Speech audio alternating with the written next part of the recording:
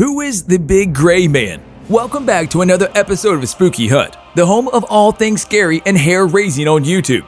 From the most thought-provoking unsolved mysteries to the creepiest ghosts and ghouls, we have all the spooky content you will ever need. Subscribe to the channel now so you never miss any of our latest and greatest videos. In today's video, we're going to be taking a look at the legend of the Big Gray Man. Let's get to it. There has long been talk of a Big Gray Man in the Cairngorm Mountains. Known locally for decades, it entered popular folklore when Professor Normal Collie reported his experiences of Fearlas Mor, as the Big Gray Man is known locally, while on a trip to New Zealand in 1889. He later repeated the story at a meeting of the Cairngorm Club in 1925. I was returning from the cairn on the summit in a mist when I began to think I heard something else than merely the noise of my own footsteps. Every few steps I took, I heard a crunch, then another crunch, as if someone was walking after me, but taking steps 3 or 4 times the length of my own. I said to myself, this is all nonsense. I listened and heard again, but could see nothing in the mist. As I walked on and the eerie crunch crunch sounded behind me, I was seized with terror and took to my heels, staggering blindly among the boulders for 4 or 5 miles, nearly down to Rothmirka's forest. Whatever you make of it, I do not know, but there is something very queer about the top of 𝐦𝐸𝐸, and will not go back there again myself, I know. This story, from an otherwise sensible man of letters, gave credence to the myth, and a spate of similar experience emerged as others felt emboldened to tell their own tales. These were later collected by Affleck Gray in his authoritative book on the Big Gray Man, where he explored not only the stories, but their possible explanations in an attempt to understand where they came from.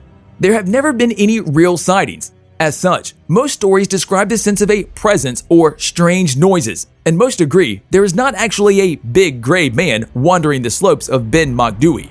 However, the persistence of the story indicates it has a resonance even today, and if you venture into the Cairngorms, especially in winter, you become aware of an ancient landscape where myths and legends used to roam freely. Amongst the many theories, several suggest possible explanations.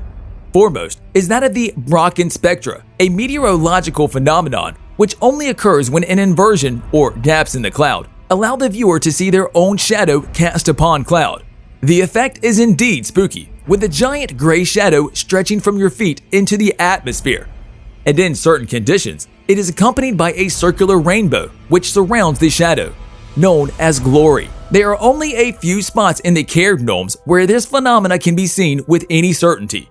And even then, there is no guarantee, since it requires steep cliffs to give the elevation required to get above the cloud. One such place which often crops up in Big Gray Man stories is Lurcher's Crag. These 1,000-foot cliffs stand guard over the northern entrance to 𝐦𝐸𝐸, the main pass through the Cairngorms, and it is entirely possible that the specter of Brocken has been seen in this area and interpreted as some other-worldly presence. Another explanation may be of a less scientific nature and harder to define. However, in it may be the essence of the story. That is, the Big Gray Man is a manifestation of the spirit of the place, transformed by imagination into an actual being.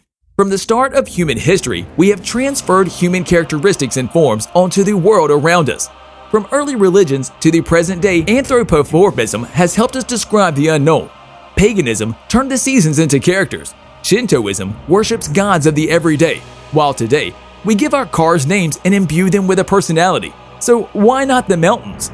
People have different degrees of sensory acuity. Some have 20/20 vision, while others can hear a pin drop. With this in mind, it becomes plausible that some are able to read signs too subtle for others and can sense the spirit of a place. As their anthropomorphism of the Cairngorms created the myth of the Big Gray Man, 𝐦𝐸𝐸 is the biggest mountain in the Cairngorms and the second highest in the UK. The summit rises from the southern part of a huge subarctic upland unique in the British Isle. It is a harsh environment where nothing grows save the hardiest of alpine plants. When the cloud rolls and summits can be shrouded for days. In winter, the weak northern sun often does not penetrate the deep glens for weeks. At times like this, the featureless plateau is at its most elemental, gray above and below, the perfect environment for a Big Gray Man.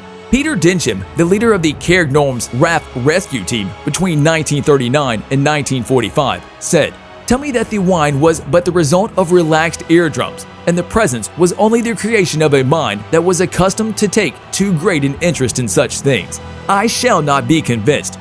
Come rather with me at the mysterious dusk time when day and night struggle upon the mountains. Feel the night wind on your faces and hear it crying amid rocks. See the desert uplands consumed before the racing storms. Though your nerves be of steel and your mind says it cannot be, you will be acquainted with that fear without name, that intense dread of the unknown that has pursued mankind from the very dawn of time. With that, we've reached the end of today's video all about the Big Gray Man. What do you think of this legend?